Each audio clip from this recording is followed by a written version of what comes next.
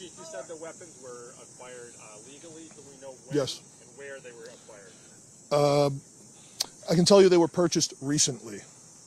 Chief, can you tell us anything more about a possible motive here? We've also heard reports that the suspected shooter's mother was employed here at some point. Can you confirm that as well? Okay.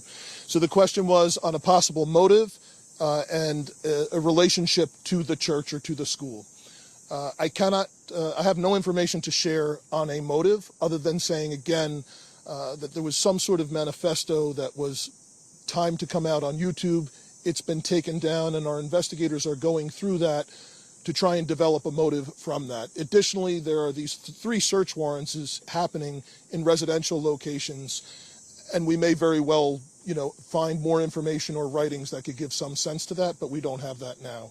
And I cannot confirm a relationship between the suspect or his family and this church at this time, but that's obviously something we're looking very closely at. Can you confirm at this point whether it was in fact by the suspect, or you believe at this point that it is in fact from him?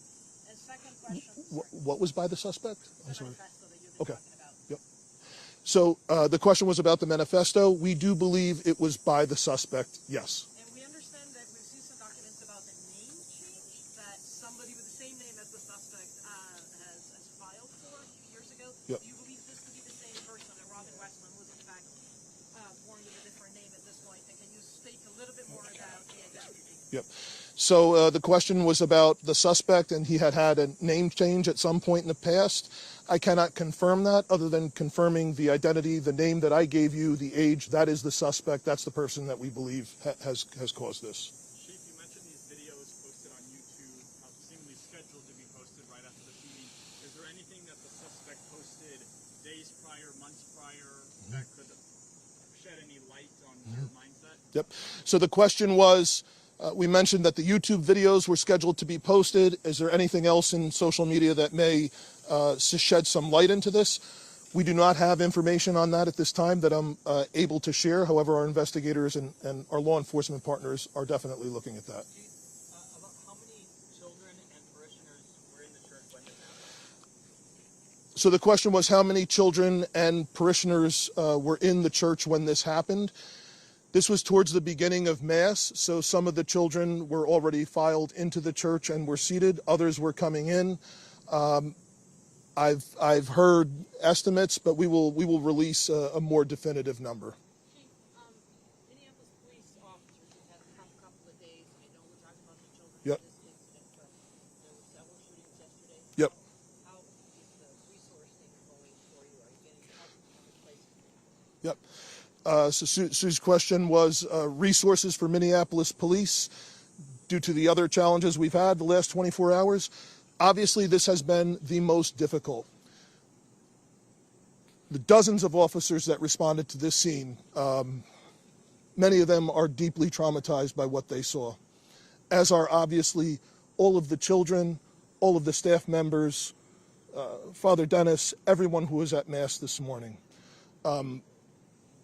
So obviously that has been our number one priority, is to care for the health and wellness of the officers that responded here. Additionally, obviously, we have responded to other challenging situations and other acts of violence. I can say, in regard to the shooting that happened outside of the high school yesterday, we have arrested 2 people for assisting in that shooting. We have not gotten the shooter yet, but we believe we have 2 people under arrest that were present with the shooter when that happened, and we're making significant progress. There was an additional arrest at a homicide last night that happened on the 2700 block of 3rd Avenue South. That person has not been booked specifically for being responsible for that murder, but we believe that is the person who caused that. So, First time you've ever had to deal with a no, unfortunately not. Yep. A lot of the politicians here, the principal and others, have said that this can never happen again. I'm just wondering if you have a suggestion for where we start to make sure it doesn't ever happen again. Yeah, so the question was, where do we start to make sure this doesn't happen again? I don't have an answer for that at this time.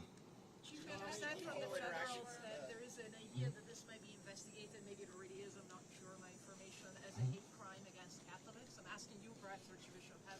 this a line of investigation that you have opened? Can you comment on that? So the question is this an investigation into a hate crime against Catholics? We don't have a motive at this time. Obviously, we're open to any possibilities at all, but we don't have a motive or anything to suggest Do you that. know if there is any more safety, any more protective measures that are implemented at other Catholic schools throughout the Twin Cities or churches? I'm sure there are masses going around right now this afternoon. Yeah. It's just a week out from, or a few days before the start of school. Yeah. So the question is the concern for other churches, other schools around the metro. Unfortunately, this is something that our community has been dealing with for some time. The threat of active shooters, the threat of hate crimes at houses of worship, unfortunately, is not something new here. And of course, our precinct inspectors, our crime prevention specialists are available to work with both houses of worship, churches, and schools that do reach out to assist in any additional security measures or advice that we can offer them. Question about that to follow up. Are you aware if this is the first time that actually a Catholic mass has been targeted and there have been victims inside a Catholic church during mass? In the Twin Cities, not in the world. In the Twin Cities, I'm unaware of any other. yeah, from the the question was, is this the first time that there's been attack of Catholics at Mass in the Twin Cities area? The Archbishop is unaware of any other attack. The FBI director is saying that this is being investigated as domestic terrorism. Are you also tracking this? The question was, is it being investigated by the FBI? The FBI director is saying this is domestic terrorism.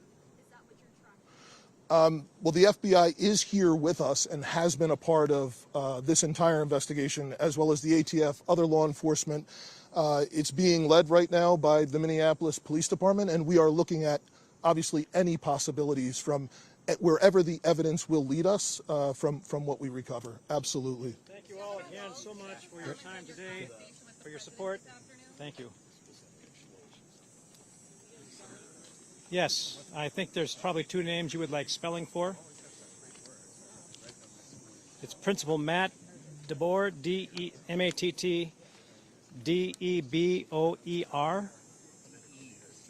David Edward Boy, Ocean Edward Robert. And it's Archbishop Bernard, B-E-R-N-A-R-D, Hebda, H-E-B-D-A. Hebda. Okay, yep, just a second here. We do not have any further planned press conferences for today. The focus now switches to the healing process, which will include some vigils tonight, and we're encouraging people to show us support through those. If any more information does become available that we think is important to share with you, we will let you know about if and when or how we're going to share that. So until tomorrow, that's all we have for now. We have some information perhaps about vigils that might be helpful.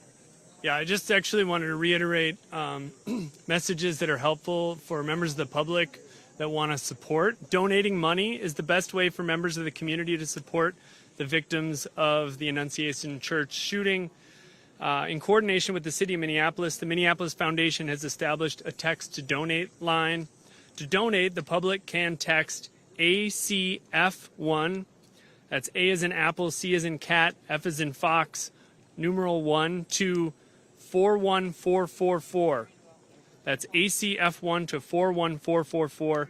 The Minneapolis Foundation is hosting this fund and will continue to work with the community in the coming days and weeks to equitably distribute the funds to those affected.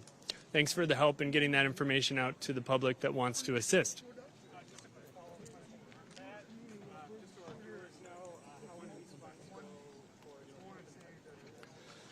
What I can say is that the Minneapolis Foundation is hosting this fund, and they're going to work in the coming days to distribute the funding equitably to those who need it.